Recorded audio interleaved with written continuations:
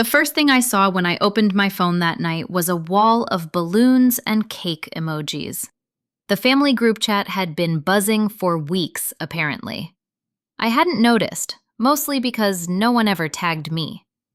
I scrolled upward, my thumb flicking faster and faster, past Sophia's glossy photos of the banquet hall she'd chosen, past my aunts fawning over chandeliers and centerpieces, past my dad's usual caps-locked demands, seafood buffet, and whiskey. Not a single mention of me. Then, at the very bottom, a message dropped into the thread like a crumb brushed off the tablecloth. "We forgot to add you. Hope you can come." Forgot. I stared at the word until it blurred. How do you forget your own daughter? You don't. You erase her, and then you dress the erasure up as an oversight. I set the phone face down on my table. My father's voice, even in memory, was enough to fill the silence. "You know how it is, Maya. You're busy with your computer thing. We didn't think you'd want to come." The computer thing. Years of contracts, audits, sleepless nights, and secure rooms, all reduced to a shrug. Across the room, on my mantel, sat a single photo frame. I'd never replaced the stock image inside. A model family in matching sweaters, even a golden retriever. Their smiles were too wide, too perfect. But at least they were visible. The real mantle, my parents', was crowded with photos of everyone but me. My brother with his law diploma, Sophia shaking hands with diplomats in satin sashes, Dad in uniform, chest heavy with ribbons. Where I should have been, there were gaps. Sometimes I'd be absent from group pictures altogether. If anyone asked, the explanation was easy. She had work. You know her. Invisible work. The kind that leaves no photograph, no certificate, no toast. The memories hit me like waves. I was 26 again, standing at my cousin's engagement party, trying to answer an uncle's question. "So, what do you do these days?" "I audit defense communications systems," I'd begun.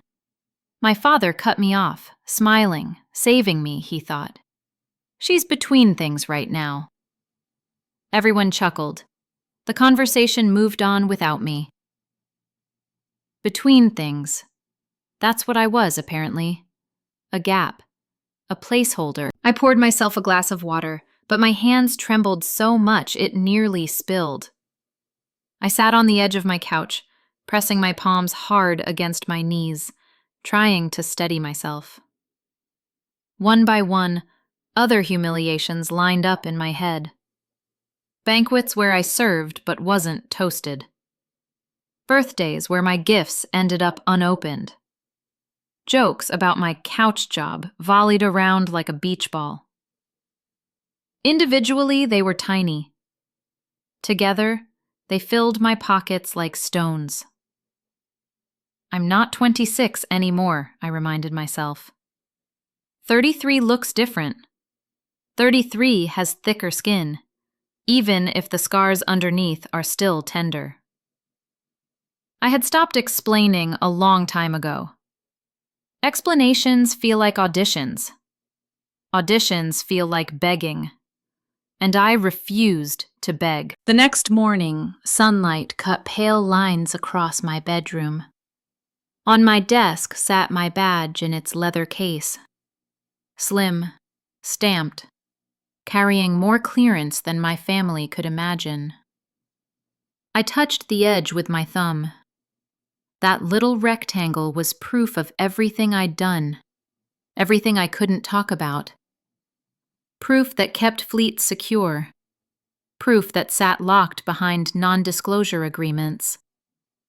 Proof I would never be allowed to show. I slid it back into the drawer. My closet was a battlefield of old choices. Dresses worn once, jackets with too sharp shoulders, shoes that pinched from conferences abroad. I pulled them down, tried on a few, discarded them. Too flashy, too apologetic, too obvious. Finally, my eyes settled on the charcoal dress I almost never wore. Clean cut, straight lines, no sparkle, no neediness, just enough. I paired it with low heels, nothing more. My hair I twisted into a simple knot, bare at the neck. In the mirror, I didn't look glamorous. I looked steady, armored by understatement. That was enough. The group chat buzzed again. Another cousin had posted, "Can't wait to see everyone. Gonna be huge." I locked the phone without reading the rest. My apartment was silent, the kind of silence that's both sanctuary and sentence. I stood at the door, hand on the knob, staring at the wood as if it might speak back to me. I whispered it out loud, just to hear it solid. "I'll be there, just not the way they think." And with that, I stepped out, no proof in hand, no explanation rehearsed, only a quiet decision to show up. I woke the next morning with my phone still on the nightstand, face down like a guilty thing. For a second, I almost convinced myself I'd imagined it, that cheap little message, the "we forgot." But when I swiped the screen open, there it was. "We forgot to add you. Hope you can come." Forgot. I carried the phone with me into the kitchen. The floor was cold against my feet, the air heavy with last night's silence. I filled the French press with grounds, poured hot water, and watched the steam rise. Coffee has always been the one thing that doesn't lie to me. It says, "I am bitter, I am strong, I will keep you standing." I sat at the table with my mug, staring at the message. If I went, I'd sit through the usual pageant, my father booming his war stories, Sophia radiant in another designer dress, cousins gossiping about their careers and mortgages, and me, the afterthought, the one with the couch job. If I didn't go, they'd write my absence into the script anyway. Maya's too fragile. Maya's too busy. Maya never makes time. Either way, they won. I pulled out my therapy notebook. The pages were full of little lines my therapist had coaxed out of me over months. Presence is not explanation. You don't owe them a translation of your life. Being dismissed doesn't mean you are dismissible. I traced the last one with my pen until the ink bled darker. My mind built the scene as if I were already there. Chandeliers, polished floors, the smell of shrimp cocktail. 80 pairs of eyes waiting to laugh when someone made a joke at my expense. My father, with his practiced smile, calling me between things. My throat tightened. But then another thought surfaced, stubborn and solid. What if I didn't try to fight their story this time? What if I just showed up? No proof, no speech, no apology. Let the room speak for itself. The idea felt like a steel beam locking into place. I set down my pen. I would go. That night, I tore through my closet. Dresses I hadn't worn in years spilled across the bed. A too-bright cocktail dress from a friend's wedding. A blazer sharp enough to slice air. Heels I'd bought for a conference in Brussels that had left my feet blistered. I tried on a few, then pulled them off with something like disgust. Everything looked like effort, like pleading for approval. At the very back of the rack, my hand found the charcoal dress. Straight cut, simple, almost severe. I slipped it on. The fabric skimmed my body, neither clinging nor floating. When I looked in the mirror, I saw a version of myself I trusted. No sparkle, no decoration, just steadiness, armor in plain fabric. I set the dress aside for the banquet. My armor could wait 2 more days. The next evening, my brother called. His voice always has that mix of teasing and superiority, like he's still the older sibling even though he's 2 years younger. Maya, he said, you're actually coming? Yes. Well, that's a surprise. Dad'll be thrilled. Will he? I asked, keeping my voice even. A pause, a chuckle. I mean, he didn't think you'd show. But it'll be good. You'll see Sophia shine. She's got diplomats flying in. Can you believe that? Big deal. Sounds like it. He laughed again. Just don't bury yourself in your laptop at the table, okay? People might think you're hacking the sound system. The old joke, smooth from years of use. I didn't laugh. I'll leave the laptop at home. Later, while folding laundry, I heard Dad's voice carrying through the phone speaker in the next room. He'd called my brother again, and the sound traveled. We'll see if she actually shows up. You know Maya, always floating, never landed floating. That one stung. As if my life had no gravity, no anchor, no weight. I dropped a shirt into the basket harder than I meant to.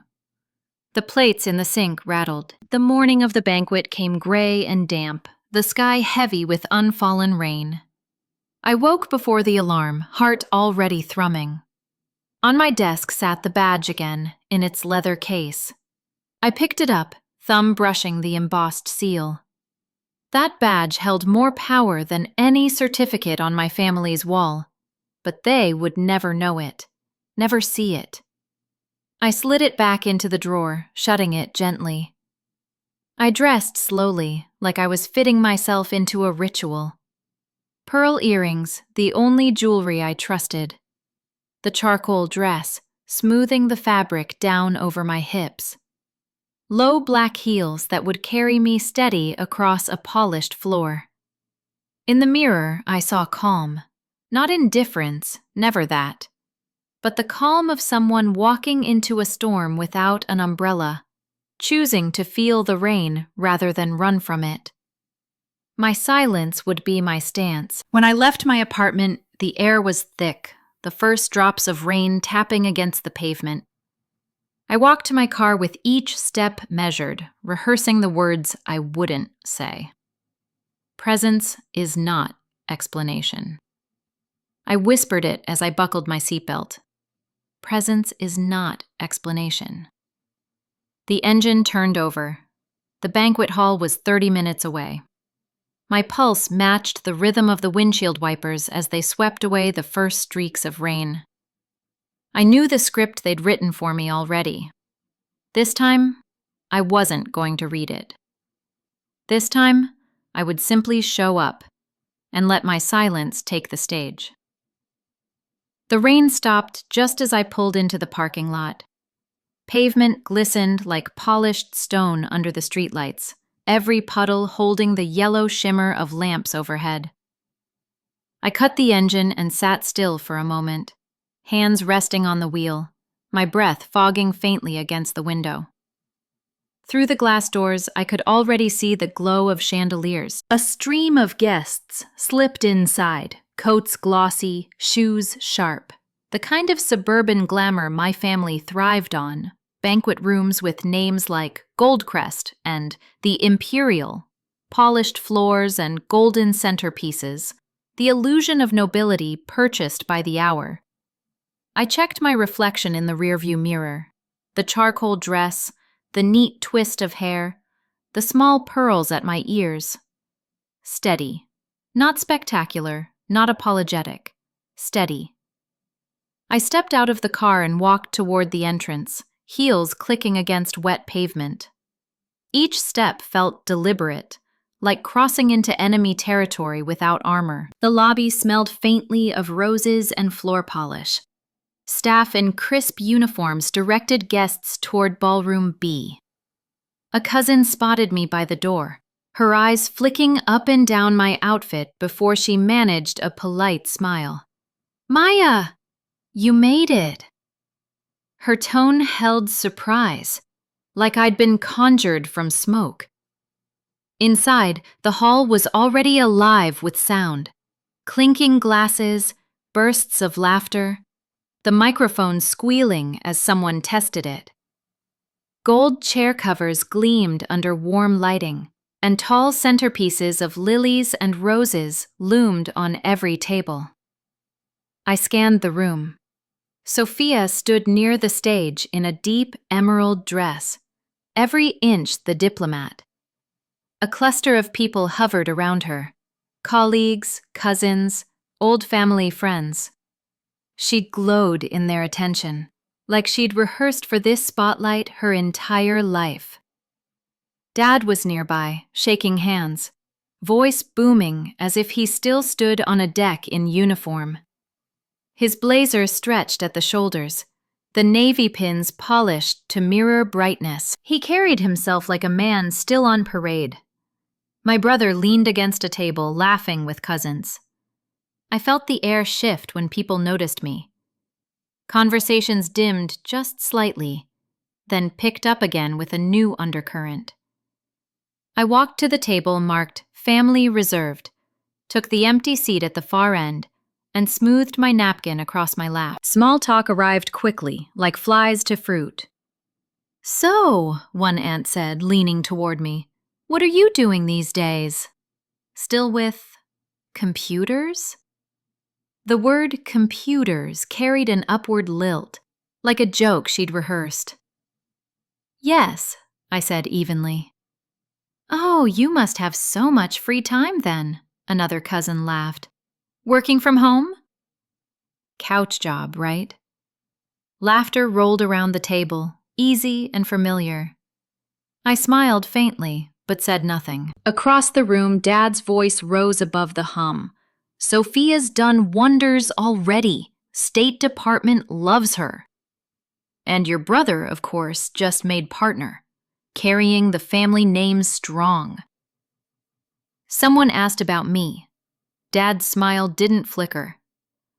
"Maya's still figuring herself out. She keeps busy with her little computer thing." A ripple of laughter, a couple of sympathetic nods. I took a sip of water. The glass trembled slightly against my lip, but I set it down without spilling. My silence thickened the air. People glanced at me, waiting for me to crack, to explain, to joke back. I didn't. I just sat, folded into the corner of the table, absorbing every word as if it slid off armor no one else could see. Through the evening, the pattern repeated. Relatives drifted by, offering half-curious, half-condescending remarks. "Still single? Well, your sister was just saying she met so many people through work abroad. Maybe you should try that." "You're always on your laptop. You must be one of those hacker types. Do you ever get to go outside? All that screen time must be tough." I kept my responses minimal. A nod, a polite smile, one or two words. It was a strange kind of power, refusing to perform.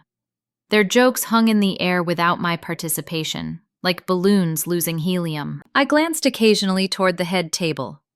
Sophia's laughter rang like a bell, clear and practiced.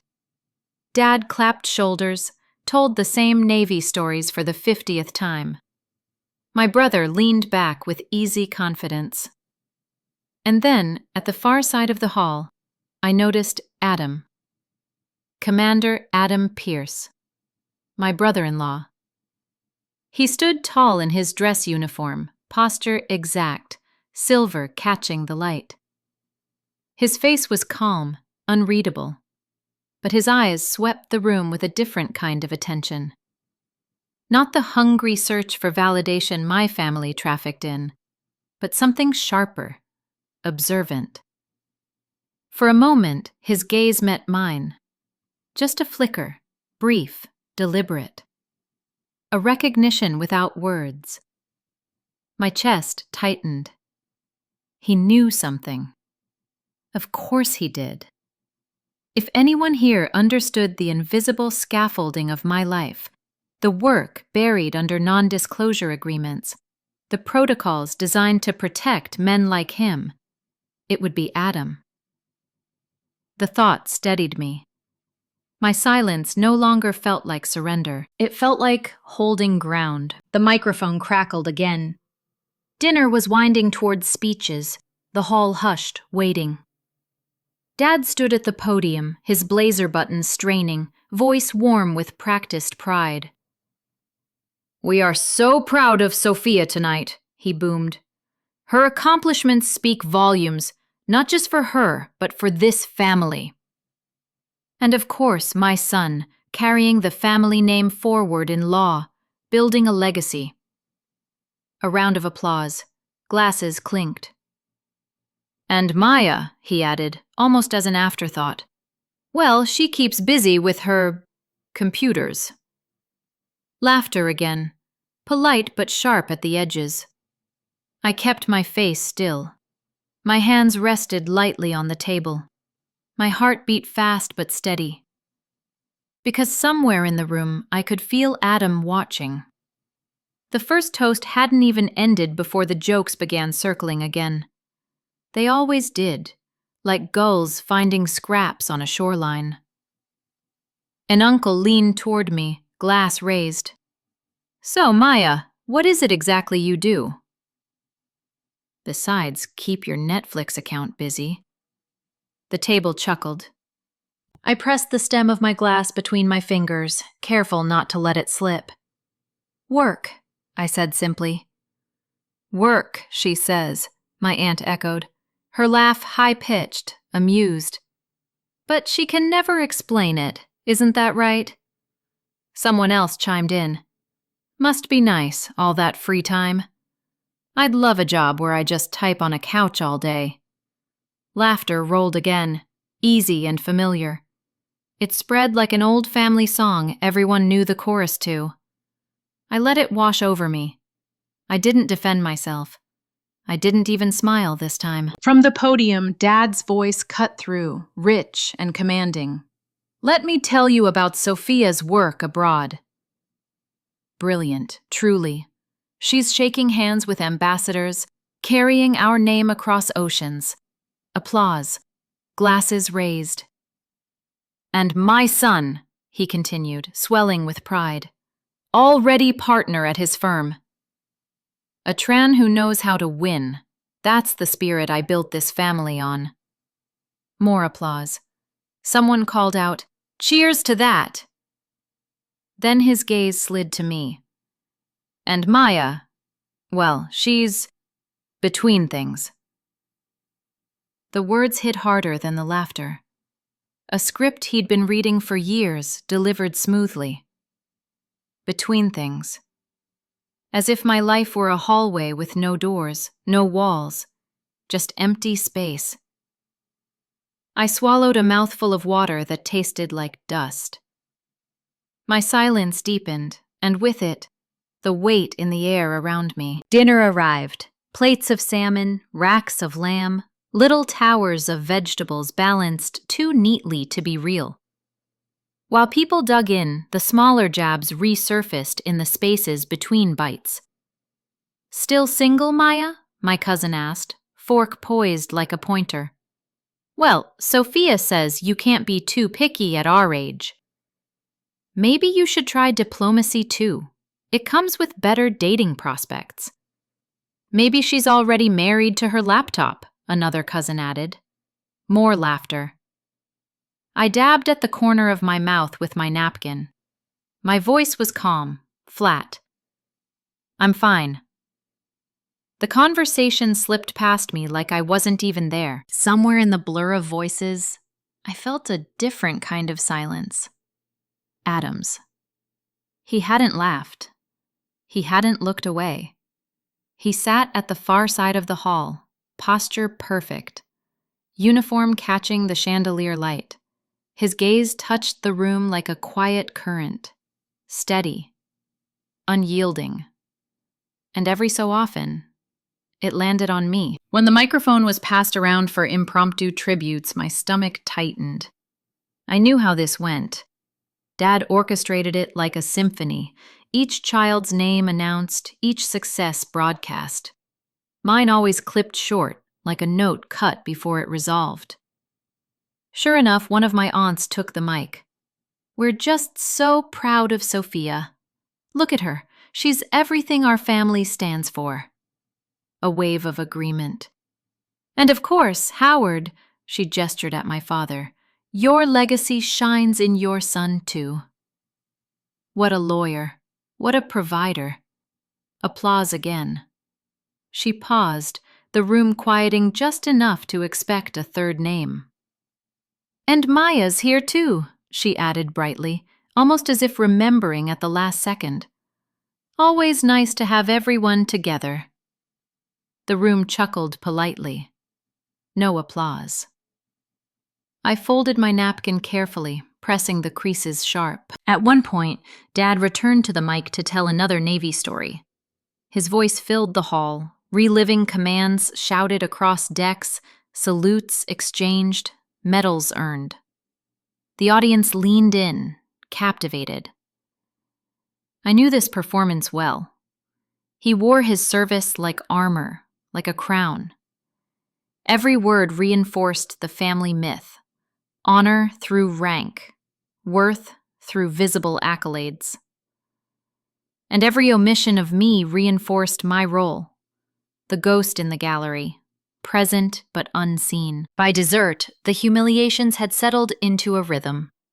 A cousin joked about me not knowing how to dance because she only dances with code. Another aunt suggested I should take a little break from screens to find myself. Their laughter rolled again. My father raised his glass at the head table and declared, "At least Sophia and your brother give me things to brag about." The words stung, sharp and public, but I didn't flinch. I didn't shrink. I sat still, my silence a stone in the middle of their current. And in that stillness, something began to shift. A crack I could almost hear, because across the room, Adam's chair scraped back. By the time dessert plates clattered onto the tables, I'd perfected my silence. Not brittle, not broken, just a steady wall. Let them perform. Let them laugh. I would not audition for a role I never wanted. The chocolate mousse melted untouched in front of me. I watched my fork trace faint lines in the cream, as if the act of pretending to eat could fill me. Then I felt it again, that current across the room. Adam. Commander Adam Pierce sat at the far side of the hall, a figure carved from precision. His dress uniform held the light like polished steel, every button in place, every fold exact. Yet his stillness was what struck me most. While the rest of the hall leaned into chatter and spectacle, he seemed apart, anchored in his own gravity, and he was watching me. Not constantly, not in a way anyone else would notice, but often enough that I felt it like a pulse under my skin. At one point, the microphone passed near him. People called for him to speak. "Say something, Commander!" But he only shook his head politely. "This is Sophia's night," he said, his voice steady, his smile faint. "I'm just here to celebrate." The words were simple, but his tone carried weight. It wasn't indifference. It was restraint. Our eyes met again. For a moment, longer this time, his gaze locked onto mine. And in that instant, something passed between us, a flicker of recognition, the kind that doesn't need explanation. It hit me. He knew. Not the details, not the files with my name blacked out, but enough. Enough to understand that my work, the invisible scaffolding of comms protocols, the audits buried under NDAs, had touched his world. Maybe he'd used one of our contingency systems during a drill. Maybe a decision I made behind a screen had rippled outward until it landed in his hands. And he remembered. The hall roared with laughter at some new story Dad was telling, but it sounded muffled in my ears. My father's voice, my sister's Polish, the cousins' jokes, they all blurred. All I could hear was the silence Adam held. The silence he aimed like a weapon. Not at me, but at the narrative smothering me. He didn't smile. He didn't nod. He just looked. Long enough that I felt something fracture inside me. Not pain, but the strange relief of being seen. For years, my family's eyes had slid past me as though I were a blur at the edge of a photo. Tonight, for the first time, someone's gaze landed and stayed. When I rose to refill my water, I crossed near his table. Our paths aligned for a brief second. He shifted slightly, enough to acknowledge me. "Ma'am," he said quietly, just for me. No flourish, no performance. The words stopped me. Not a joke, not a dismissal. A title. A recognition. I met his eyes, searching. He didn't elaborate, didn't break cover, just inclined his head with the smallest of nods before turning back to his untouched dessert. The word echoed in me long after. Ma'am. No one in my family had ever addressed me with respect like that. Not once. Back at my seat, the laughter swirled again. Cousins calling across tables, Sophia raising her glass to another round of applause. But something inside me had shifted. My silence no longer felt like standing alone.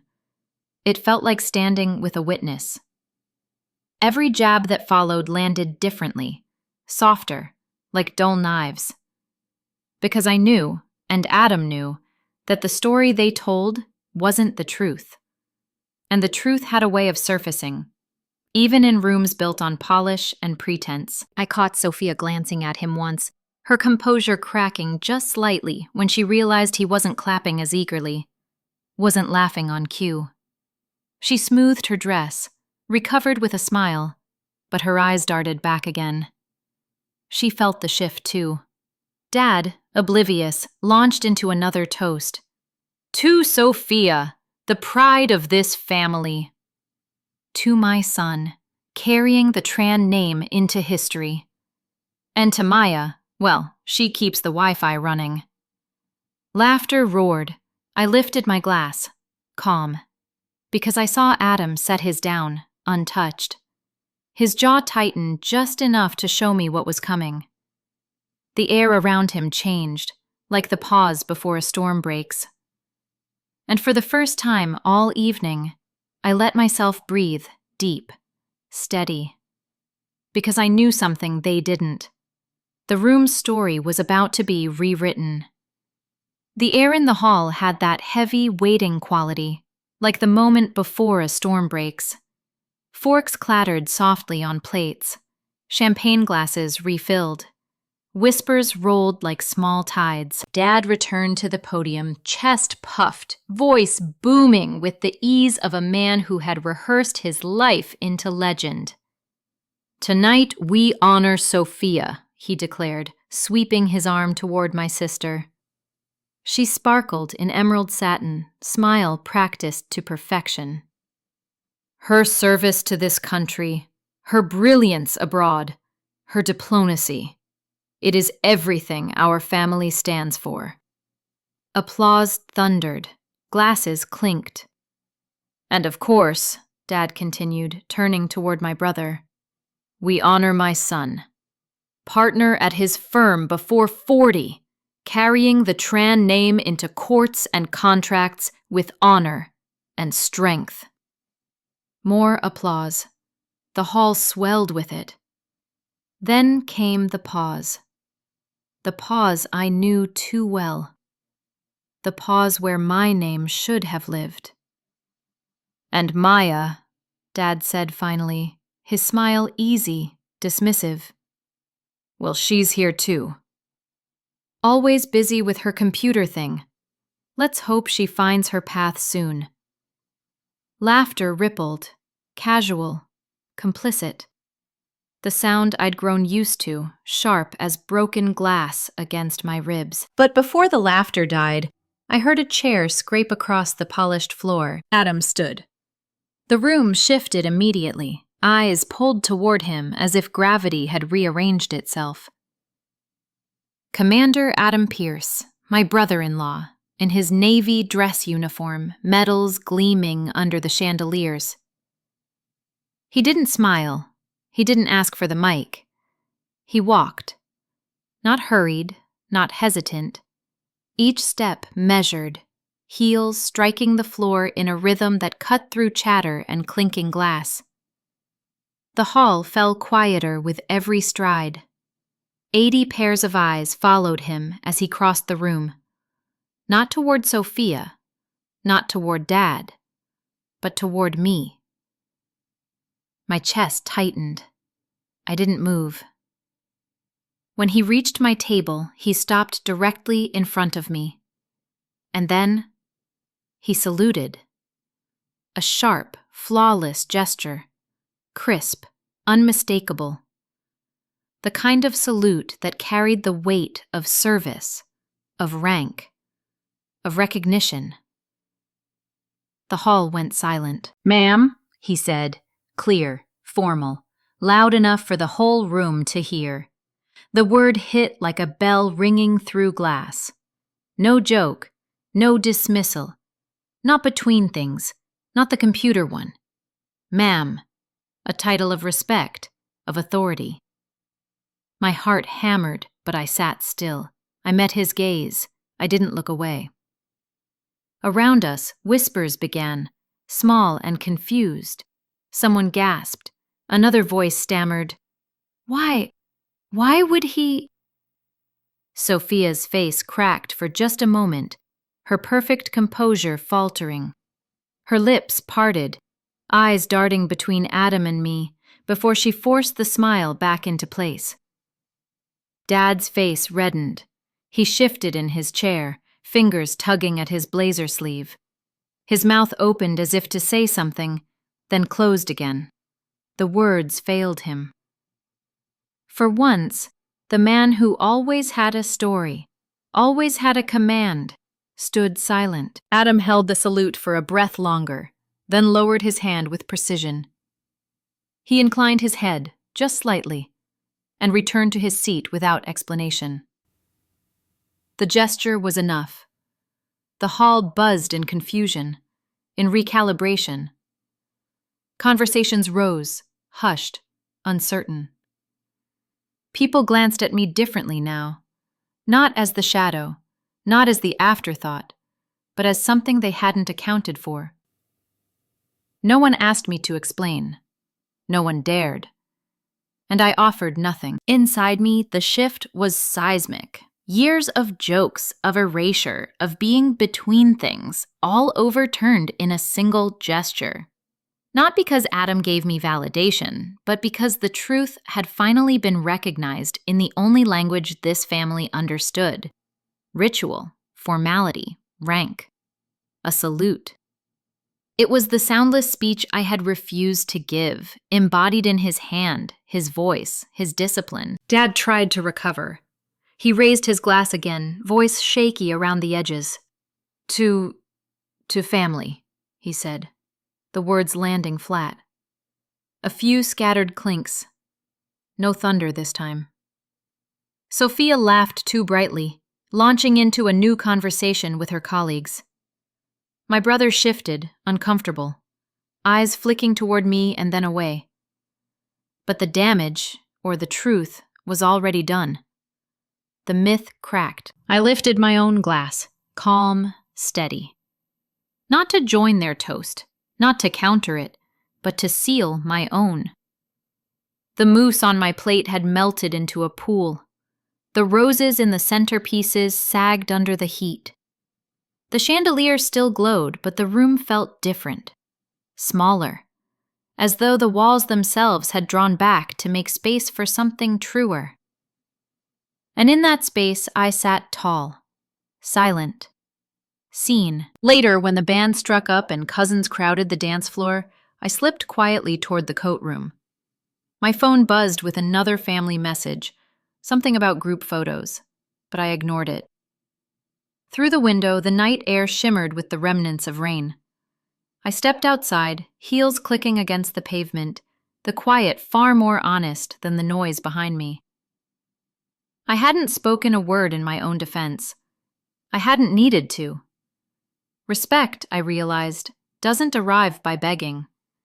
It doesn't arrive by explanation. It arrives when truth breaks the script. And sometimes, it arrives in the form of a salute. The room didn't recover right away. After Adam's salute, the air hung thick, as if no one quite knew how to breathe again. Forks hovered above plates, glasses poised halfway to mouths. The chandeliers glowed steadily, but the light seemed harsher now, too bright for a room where the old script had collapsed.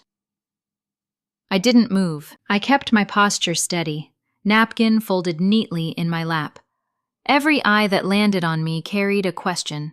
None dared to ask it. Dad tried first. He raised his glass again, forcing a laugh that sounded brittle. "To family," he said, louder this time, like volume could patch the fracture. "To family," a few echoed. But the clinking was sparse, hollow. The thunder of applause that had filled the hall earlier was gone. His eyes flicked toward me, searching for reassurance, for compliance, for the daughter who would laugh it off. I offered none. Sophia's smile strained at the edges. She was mid-conversation with two colleagues, but her attention kept snapping toward Adam. She touched her necklace, smoothed her dress, tried to regain control of the room's energy. But control had shifted. Her laugh rang too loudly, high and bright, as though it could drown out the silence Adam had carved. I saw the flicker in her eyes when she noticed people whispering, when she realized the story she'd built, golden daughter, polished diplomat, no longer stood on unshakable ground. For the first time, her composure cracked. My brother stayed quiet. He avoided looking at me, jaw tight, hands fidgeting with his cufflinks. His laughter, usually easy, sounded false. He knew something had changed, but couldn't name it. A cousin leaned toward me, whispering, "What was that about?" I turned my head slowly, meeting her eyes with calm. "Ask him," I said, tilting my chin toward Adam. She pulled back, startled by my steadiness, and didn't press again. The microphone sat abandoned at the podium. No one seemed eager to pick it up after that. The program faltered. Speeches dissolved into half-hearted chatter. The rhythm of the night had been broken, and no one knew how to stitch it back together. Except me. I didn't need to. When dessert plates were cleared, I excused myself from the table without fanfare. I walked through the hall as if nothing unusual had happened. My heels tapped the polished floor, steady, measured. I felt their eyes following me.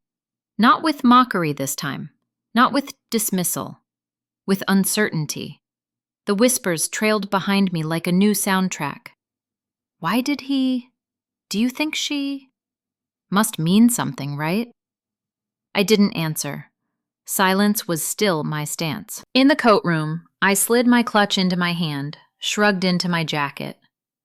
My reflection stared back at me from the mirror on the wall. Hair still neat, pearls still glowing faintly. The charcoal dress as steady as when I'd put it on. For once, I didn't look invisible to myself. Outside, the night air was damp and cool, smelling faintly of rain and asphalt. The quiet was clean, a relief after the banquet's noise. Cars glistened under street lamps, each puddle holding the shimmer of gold light. Behind me, through the glass doors, I saw Sophia still trying to command the room, her laugh carrying too sharp. Dad sat stiff in his blazer, staring into his glass. Adam had returned to his seat, calm, composed. No explanation offered. The myth was fractured, and they were scrambling to glue it back together. But I didn't need to watch. I walked to my car, my heels echoing on wet pavement. Each step felt lighter, as though the stones I'd carried in my pockets for years had slipped away, one by one. Not because they had apologized, they hadn't. Not because they had changed, they wouldn't, not quickly. But because the silence I had carried all night had finally met its echo. Respect didn't need to be begged. Recognition didn't need a speech. Sometimes it arrived in the simplest gesture. A salute, crisp and undeniable, cutting through years of erasure in a single moment. I started the engine. The headlights cut across the lot, scattering shadows. For the first time after a family gathering, I wasn't rehearsing comebacks in my head. Wasn't chewing on shame or anger. I felt still. Whole. I drove away from the hall with the windows cracked open, the cool night air rushing in. Behind me, the golden banquet lights shrank until they disappeared. Ahead of me, the road stretched, dark and quiet, ready to be traveled without explanation. The apartment was dark when I returned, but it felt different than when I'd left. The silence wasn't heavy anymore. It wasn't the silence of being forgotten. It was the silence of space I owned. I slipped out of my jacket, hung it neatly on the hook, and set my clutch on the counter.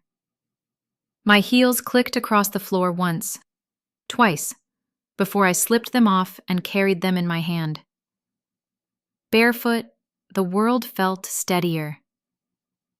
I poured myself a glass of water, drinking it slowly, letting the coolness spread through me. My body still hummed from the banquet. The noise, the stares, the sudden fracture in the room when Adam saluted. The echo of it lived in me still, like a bell that hadn't stopped ringing. On the mantel, the stock photo family smiled back from their matching sweaters. For years, that frame had been a joke, a placeholder, a reminder that my place in the real family gallery was missing. But tonight, I didn't feel erased by it. Tonight, it felt like a choice. If the only space offered to me in their gallery was absence, I would claim it as my own frame. Not empty, just not theirs. I walked into my bedroom and opened the closet.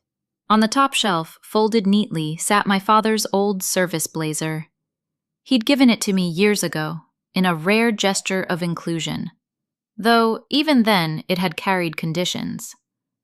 If you ever make something of yourself, maybe you'll wear it proudly. I pulled it down, the fabric rough with age, the smell faintly of mothballs and salt. Holding it in my arms, I felt the weight of it, the weight of the narrative he had worn like armor. For a long moment, I stood in front of the mirror, blazer in my hands, imagining how he'd have wanted it, me slipping it on, trying to step into his legacy, letting his rank and his history swallow my own. But I didn't.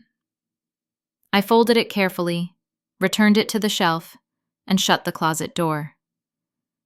That blazer was his story, not mine. I sat on the edge of my bed, the night air drifting in through a cracked window. The city hummed faintly outside, cars in the distance, someone's dog barking once, then quiet. I thought about Adam, his salute, the clarity in his voice when he said ma'am. He hadn't explained himself afterward, hadn't needed to. The gesture was enough. He'd recognized me without requiring proof, without demanding a speech. And that was the truth I carried forward. Real respect doesn't come from begging. It comes from being seen without performance. My family might never understand. They might keep laughing at their old jokes, keep polishing their myth of titles and uniforms. But I no longer needed to fight for a seat at their table.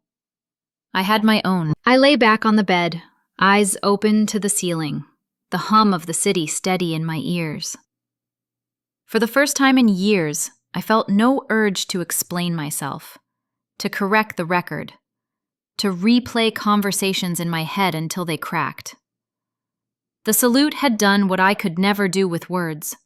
It had forced them to pause. And in that pause, the truth lived, undeniable. That was enough. I closed my eyes, letting the night settle around me, light and quiet. Tomorrow, the family might return to their script. But tonight, I had my own ending. And it didn't require anyone else's permission.